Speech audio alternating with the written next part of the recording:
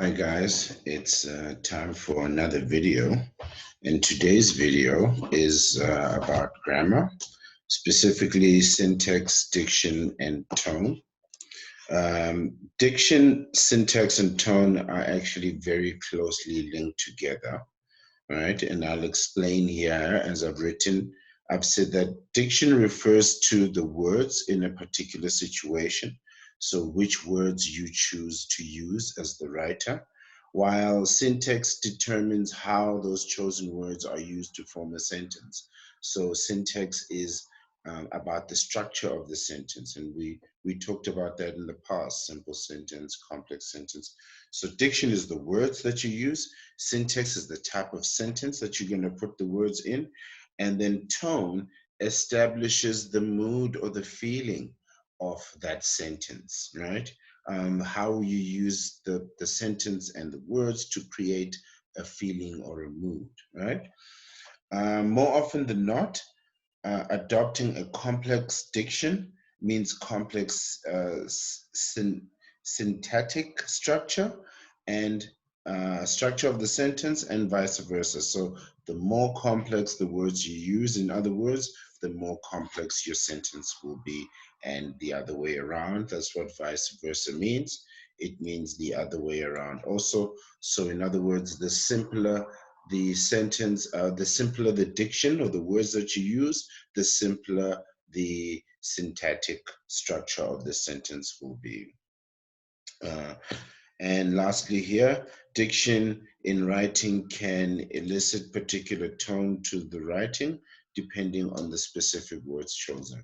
So again, um, the types of words that you use in the sentence creates the feelings and the emotions around that sentence, right? So the three structures, um, syntax, diction, and tone, are actually very closely linked together um, to create your sentence. So let's look at them in a little bit more detail here. Diction, as was mentioned before, is word choice. So which words you choose to use in a specific or particular situation or in the sentence, right? It is how a writer uses language for a specific purpose or effect.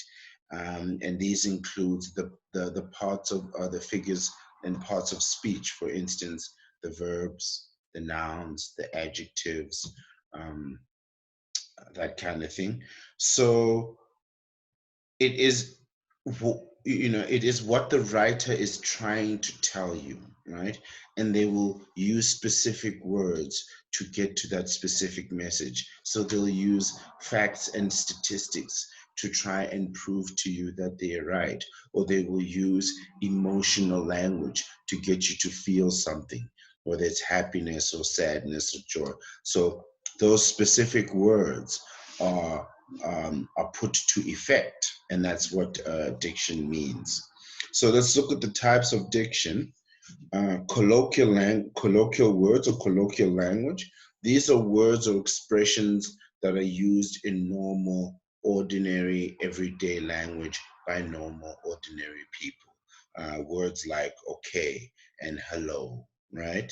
Um, Slang, on the other hand, which is the second word, these are words or phrases that are considered to be very informal. Words like okay, cool, you know, very informal words, words that you would not use in a professional setting or with your boss or in an academic essay. And the last example here is jargon. These are special words or expressions used by a group of professionals that are difficult for other people to understand. So think, for example, and if you look at the picture down here, what we have are medical terms used by doctors and other professionals in the medical industry: nerve, healthcare, symptoms, pancreas, diabetes, endocrine, all these are hyperglycemia. All these are medical terms that we don't really use outside of medical situations, and these would count as jargon, medical jargon. Syntax. Um, Syntax is the sentence structure which controls the verbal pacing and the focus of a sentence, right? Syntax examines the patterns, the style, and the variety of the sentence to have the effect. So syntax is really the kind of sentence that you would use, short, simple sentence, or complex sentence, or compound sentence. But it's a little bit more than just the sentences that you use. It also determines the length of the sentence, right? And we talked about the types of sentence, simple, complex, I'll remove that, or compound sentences, right? And also the pattern of the sentence, right? Does the sentence rhyme or does it have a certain rhythm? The function of the sentence, what is the purpose there for? Is it there to educate you? Is it there to convince you of something? Is it there to make you think? And then also the point of view. So from whose perspective is the information coming from? Is it the author? Is it the hero or the villain? So if you look here at the, I believe it's the Jenga piece, and each piece is there specifically to create the structure, and the wrong piece in the wrong place, the whole thing comes tumbling down. And that's what syntax represents, the structure of a sentence that helps you to create that message that you want to deliver. Tone. Tone is the author's attitudes and feelings towards a character, an event, or a situation, or um, or it shows the character's feelings about a situation, right? So a character, if a character is happy in a certain situation, um, the the the author will express that using a particular words in a particular style of the sentence, right?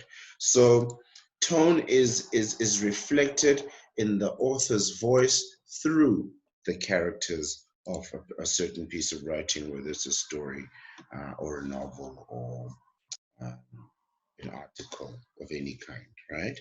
Tone is generally expressed through the choice of words. Again, there we have the link with the diction or the viewpoint of a writer on a particular subject. Um, Types of tones. Now, these can include, but are not limited to this. So there's many types of tones that um, a writer can elicit in one piece of writing. In fact, even one character can have different types of tones all at the same time, right? One can be open and mysterious at the same time by just withholding certain information. And a very skilled writer can depict that in their piece of writing. So let's look at some of the tones here.